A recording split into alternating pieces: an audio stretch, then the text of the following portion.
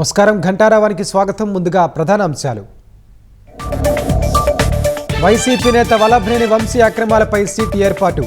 Mining సహా భూ కబ్జాలపై నలుగురితో విచారణకు ఉత్తర్వులు.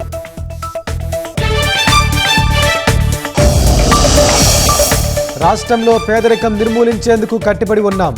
2047 నాటికి స్వర్ణాంధ్ర కలను సాకారం చేస్తామన్న గవర్నర్.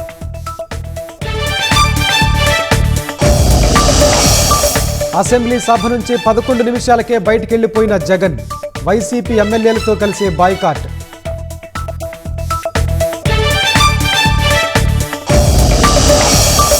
వెనుకొండ వైసీపీ నేత మోసం చేశాడని యువతి ఆత్మహత్యాయత్నం.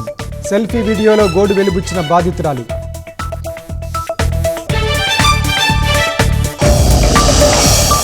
ముగిసిన కృష్ణానది యాజమాన్య బోర్డు ప్రత్యేక భేటీ. శ్రీశైలం నుంచి ఏపీ నీటి వినియోగాన్ని ఆపాలన్న తెలంగాణ.